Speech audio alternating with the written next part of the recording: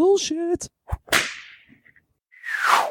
The No BS Marketing Show is brought to you by Laramore's men's and women's designer clothing. Free shipping, free returns. Shop men's and women's designer clothing, shoes, accessories, jewelry, and more online at laramores.com or in-store downtown Pittsburgh. It's the No BS Marketing Show. I'm Dave Mastovich. Our guest today is Dr. Rahmi Mowjood of Cucamonga Valley Medical Group. But first, let's hit the bullseye.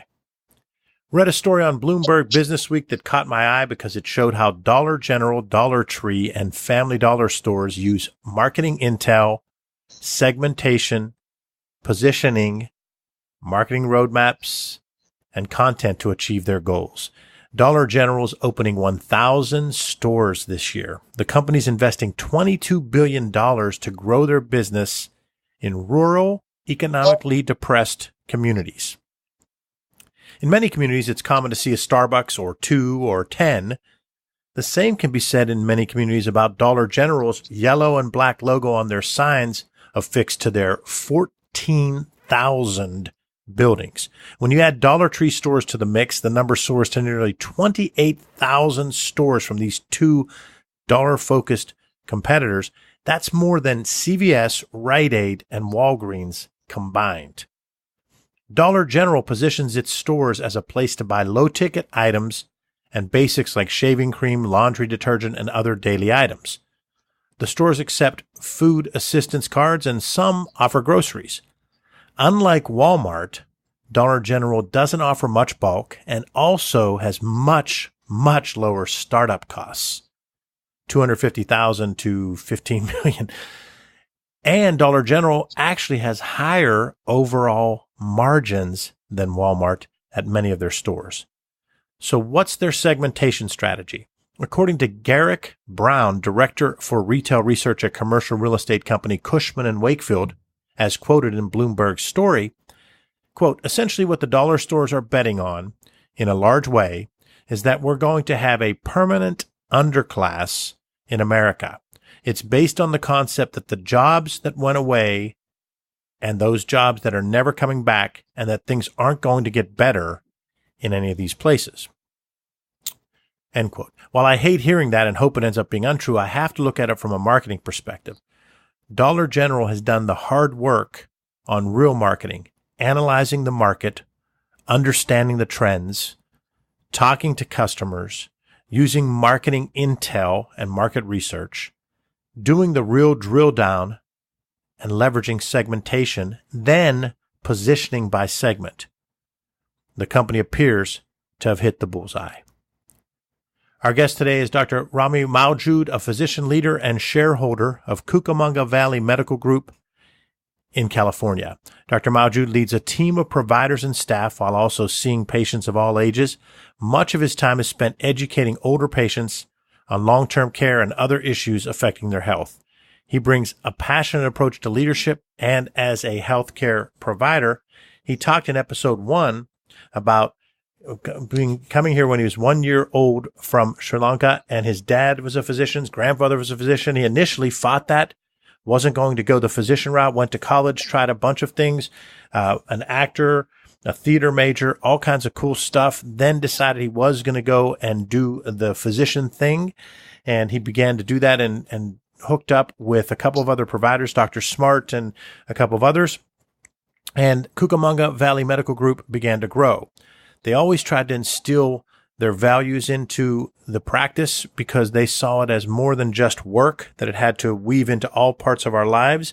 He talked about how they came together and built a core values of life, love, and compassion, a philosophy of excellence, and these pillars of growth, customer service, trust, and collaboration.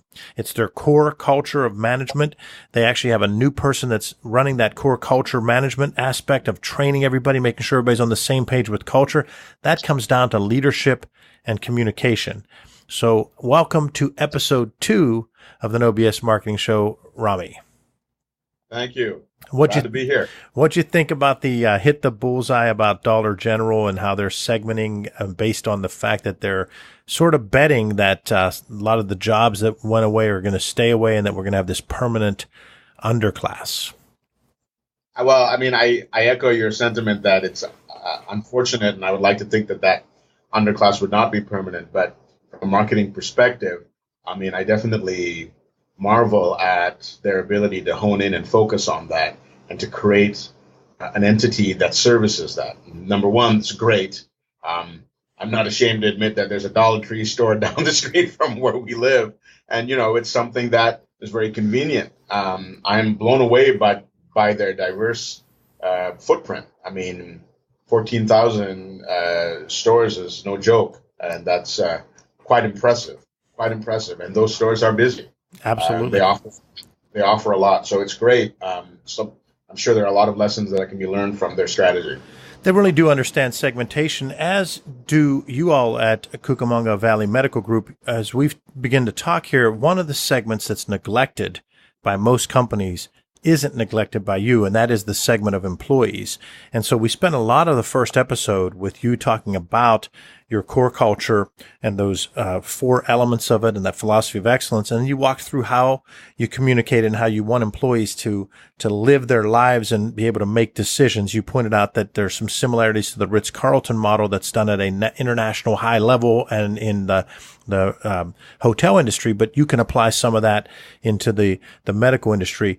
Talk specifically about another segment. What are the ways that you communicate to patients? Because you said how critical it is that they tell you what they didn't like on the phone or that they had a problem with the bill. I found that really compelling because it does make an impact all the way through. I think most of us love our doctor. We go to our doctor for years and we trust them and we feel comfortable talking to them. But some of the other stuff drives us crazy. Getting the appointment was hard. Getting there was hard, and getting the prescription filled. Not necessarily all the time, but you notice these little irritants and you rarely are irritated with the physician. So I liked when you were in episode 1 explaining how you make sure that the employees are empowered, but you make sure that you get patients to understand they can tell you things. Talk to us about that. One of the things that we encounter quite a bit, a new patient comes to see me, and, a new patient that's young, 20, 21, yeah, chances are they haven't really been to the doctor, right? They have no need. Maybe you have a job now they have insurance, they're coming in for a checkup. Awesome. But we'll get a lot of patients that have chronic diseases in their 50s, their 40s. I get a lot of older patients like you had referred to in your introduction, in their 70s and 80s that are coming to us as a new patient. That seems odd, right? I mean, why would you change at that point in time? Now, a lot of times it's understandable. I moved. I can't drive the traffic. An older loved one might be coming to live with family and they can no longer go to that doctor that was maybe out of state or what have you. But more often than not, I hear, you know what, I really liked my other doctor, but I couldn't stand their staff. I couldn't stand the fact that, they were rude to me. The staff was awful. The doctor was great. I've heard that so many times. So I want my patients to feel comfortable to tell me that, hey, look, this is what's going on. We're trying to leverage technology. I want my patients to use the technology to send messages to me. I want them to be able to communicate. We have a hierarchy within our staff that if a patient is upset and a front staff member can't handle it, then it gets transferred to the lead of that front. If that lead can't handle it, then it gets transferred to the manager, that lead's manager, and it goes up the organizational tree. And I tell my patients, I need you to tell me if there's something going on. I need you to email me. I need you to send my medical assistant messages, right? So we make sure that our medical assistants call the patients by their first name, right? We try very, very, very hard to make sure the patients feel like they're part of the family. Now, when I say that, I don't want to say that, we invite them over and do things like that, but we do think about what they're going through. And we do think about the fact that, these people would like to be addressed by their first name, or Mr. Johnson or Mrs. So-and-so. Do that, right? Tell them and create a relationship with them so that they would feel comfortable talking to you. One of the things I tell my patients, a lot of times I have to refer them to a therapist or a psychologist or a counselor. And they'll come back and they'll tell me, I didn't feel comfortable with that person, and so I stopped going. And I said, look, it takes a while to foster trust. You're not going to feel comfortable emptying your innermost difficulties to someone after one visit. And if you find someone and you don't feel comfortable, keep looking, because eventually you will find that relationship where you will feel comfortable and you'll be able to talk and you'll be able to trust them to be able to get the help you need. The same thing is with us, what we're trying to do. We're just trying to put multiple touch points for the patient so they can trust speaking to me, but I also want them to trust speaking to my medical assistant. I want them to trust to just be able to speak to my front office manager, to the person on the phone that calls in the refill for their prescriptions, to my referral coordinator that calls their referrals in and follows up to make sure they got that, to my insurance verifier that calls them to make sure their insurance is up to speed. I want them to be able to feel that they can trust and speak to all of them, not just me. And that's where that entire multi-touch point experience will really pay off.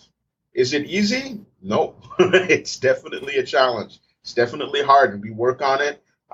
We have monthly staff meetings where just the staff get together, and the managers and even the providers and the shareholders will go to that, and we'll talk to them, and we'll go through experiences, and we'll go through training, and we'll go through wows. They have meetings twice a week where all the offices connect through Skype, and they share successes, and they ask questions, and they have a wow sharing part where they share the accolades that patients have written out, taken the time to write. I love this medical assistant. She does such a great job. She's always kind. And it's great for morale, when they hear the fact that patients are taking the time to communicate how good their experience is. And if a patient takes the time to communicate that the experience was not as good as they'd like, then we look at that and we work to it and we contact the patient and we say, what could we have done? And let's try to do this and let's try to do that. And that goes from handwritten notes, that goes from Yelp reviews that we scrub and look at and say, hey, this patient was pretty upset. They didn't write a very nice Yelp review. Let's contact them and let's find out what's going on. That's not easy to do. That's not. And it goes even down to recruiting. I had a physician that I was recruiting, and I thought for sure she was going to join our group, and she met with my staff and she seemed all gung-ho, and in the end she didn't. And so I said, I got to call her and find out, what did we not provide that she was looking for? Where did we lose her? And as tough as that was, it was extremely eye-opening for me to be able to see what she was looking for and how I couldn't address that to the best of my ability. And it helps us change for the next person. So those are some of the ways that we've really worked on that. I think I answered the question. You absolutely did. It's powerful stuff.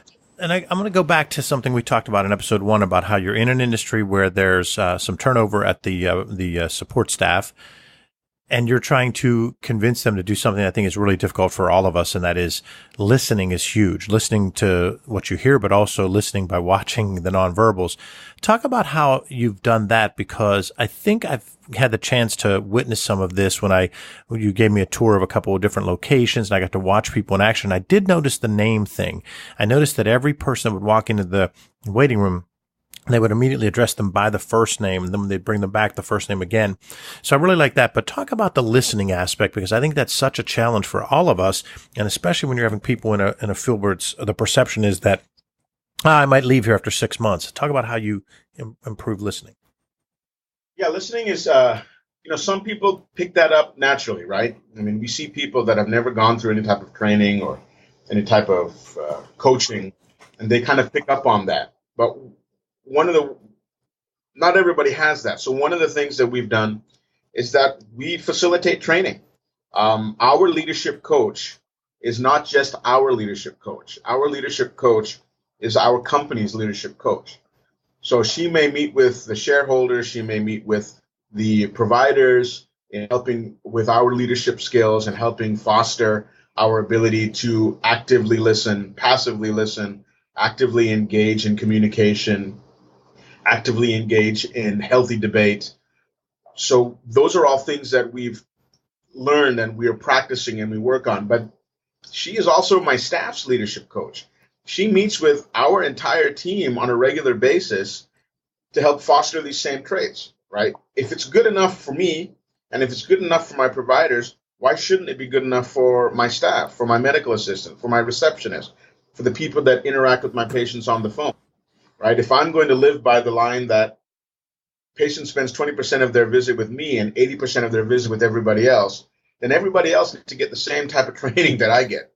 So our leadership coach directly invests time on those Saturdays, on days where we can get the staff all together on a regular basis, where they go through a lot of the same type of training, talking about actively listening, talking about engaging, talking about how do you address a patient, how do you deal with an irate patient, what's the best way to help facilitate and de-escalate when there's an issue. And my staff show up. They show up for that. It's not always easy when there is a high turnover. But one of the things that we feel is, look, if we can train someone to do this job very well and they end up getting a better job, good for them. That's great, because their employment life may not necessarily end with Cucamonga Valley Medical Group. And if they have aspirations to do bigger and better things, and we've trained them to do that, then how can I be upset if they leave? I can't. And I've told staff members, I said, you're going on to a better job and I'm happy for you. And if there's ever anything you need, you let me know. And if you ever want to come back, you're trained. I don't have to worry about training you again, and that's great. So we have some turnover, yeah, but most of the time it's for understandable reasons. There might be an issue at home, there might be a distance, they might be moving, or they might be getting a job that pays them a lot more than I can pay them. And if that's the case, congratulations, I'm happy for them. And if I've been able to train you to be a better person, let alone a better employee at your next job, then we've done our job, and that's good. That's good. That's Rahmi Mowjood, the president, CEO of Cucamonga Valley Medical Center. Hey, no BSers, I love Larimer's, and it's time for you to take your look to the next level. Larimer's men's and women's designer clothing is the place to make it happen for you. How do I know? Because they've helped me for years. You talk about combining professionalism and style. That's what happens when you go with Larimer's. You can shop online at larimers.com or in-store in downtown Pittsburgh. We're with Dr. Rahmi Mowjood of Cucamonga Valley Medical Group on the No BS Marketing Show, and now it's time to put you on the hot seat.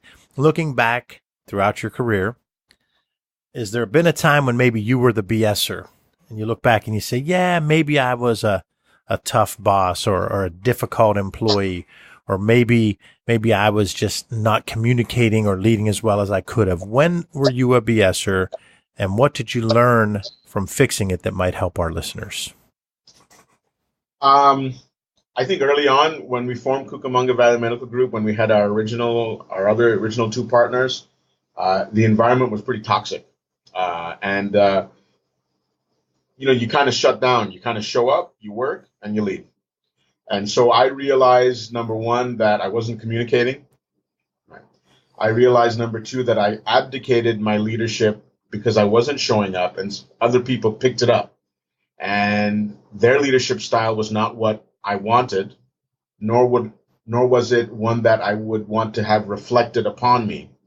But I couldn't complain about it because I didn't step forward into that role. I let someone else do that.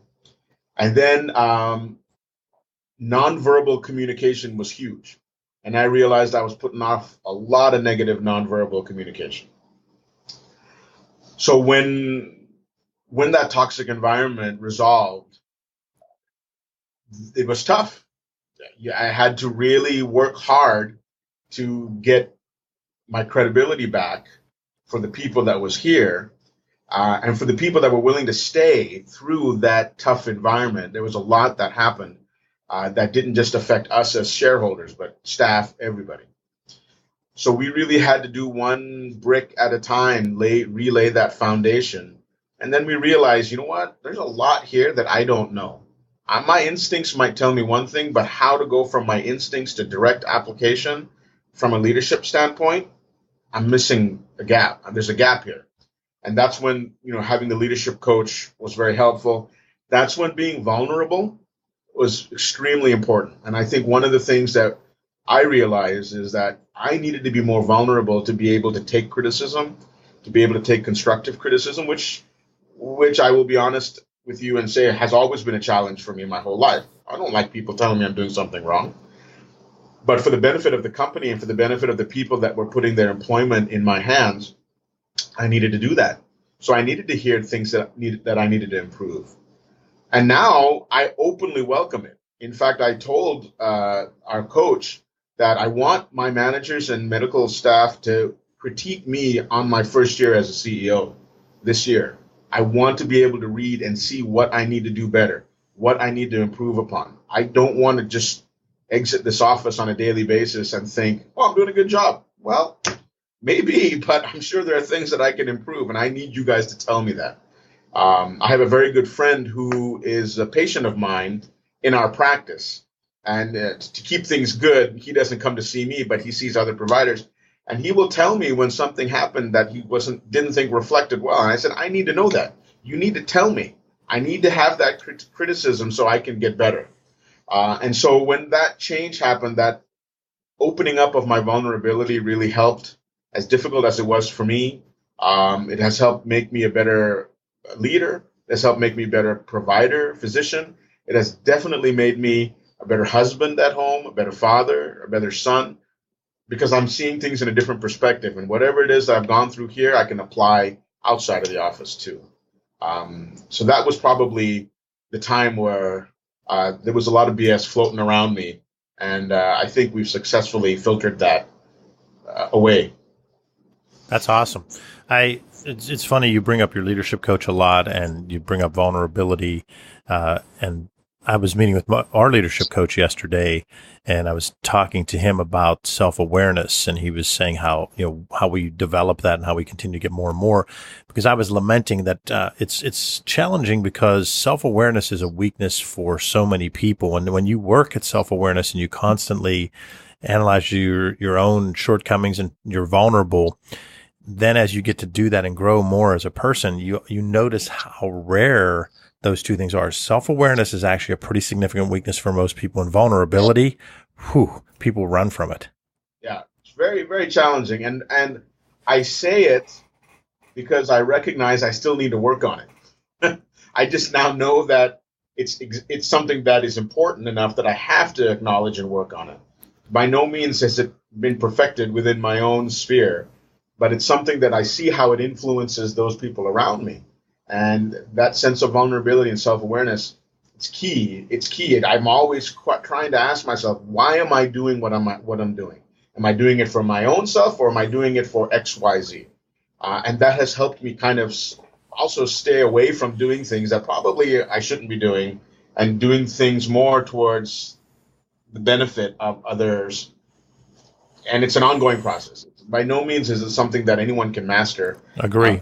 But like you said, as long as it's there and you acknowledge its existence within yourself, then at least you're moving forward in your leadership. And I certainly hope that that's something that we can continue to foster. So, Rahmi, let's talk a little bit about helping others with some of the things we've learned over the years. You've given the chance in these 2 episodes to talk about your mentoring, who mentored you and how it impacted you, how your leadership coaches impacted you, how instilling these core values. Why don't we talk a little bit about a specific tool? It could be a book, it could be a blog, it could be an app that you found that has made an impact, and maybe give a specific couple of reasons why it's an impact that could help our listeners. Sure. Well, right now I'm reading the book Servant Leadership, and that has been great. I can't say for sure that that's been a direct impact right now, but I'm seeing a lot of how we've made choices echoed in that book. So I'm looking forward to continuing to explore that as I get through it. There was a book that was written by my mentor in high school. It's called The Schoolmaker. And it's a story about Sonny Webb. Sonny Webb was a senator from Tennessee. He founded a school in Tennessee called the Webb School. And that's my alma mater, the Webb School in Claremont, California. There's 3 Webb schools, 2 in Tennessee and 1 in California, all formed and created by this man, Sonny Webb, and his family. And this book was extremely impactful for me, number one, because of the author. The author was my mentor. But I've read it multiple times, and most recently I read it a few years ago. And it's a biography of this gentleman who grew up in the Deep South and had this passion and desire, who fought in the Civil War, right? And had this passion and desire to create a school that broke the norms in how we educate and how we look at leadership and how you foster that at a very young age. So he would talk about the honor system, and he would talk about how that young boys innately know what is right and wrong. So rather than pound it into them, put them in an opportunity to be able to exhibit that. Put them in situations where they can show that they know what's right and wrong, rather than somebody tell them this is right, this is wrong. And it became an entire concept of schooling that was completely foreign at that time. And we're talking about mid to late 1800s. The web school that I went to started in 1922 here in Claremont. So they had, by the time I got to school there in the late 80s, they had really had this vision of living an honorable life firmly ensconced. And it had a huge impact on me because it built upon the foundation that was already given to me by my parents and by my faith. But the book is something that I love to revisit, just to hear the stories about the emboldening of character, the emphasis on the individual and the strengths that an individual can bring, the emphasis on servant leadership, which at that time it was not codified like it is now. But the examples are there. And how the Webb boys, meaning the boys that graduated from that school, always carried these lessons about Old Sawney and how it directly impacted the leadership decisions they made in their life, about how this man trusted them at a very young age to do what is right and help guide them into those formative years. And that book really sticks with me quite a bit. Now, I may not necessarily think about it on a daily basis, but when I reflect on what really has helped kind of guide me into where I'm at, the obvious family and faith, but that book, I think, is a strong influential factor. And if anyone is interested, I would highly recommend it. It is a very interesting read about history, about, Southern history, about one person's evolution and journey into forming the school. But it was very, very much influential for me in helping sort of cement a lot of the aspects of my own character. It'll be on the show notes. Great book. And this has been a great episode. So, Rahmi, thank you for being on the No BS Marketing Show.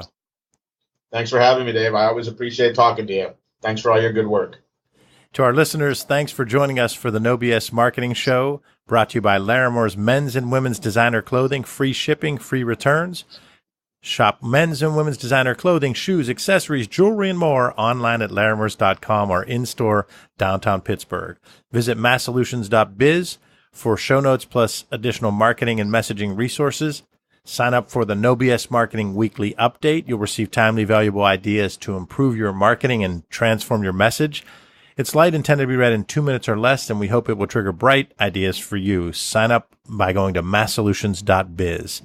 Remember, ask yourself, what's the big idea? And build your story around the answer. It's all about bold solutions, no BS.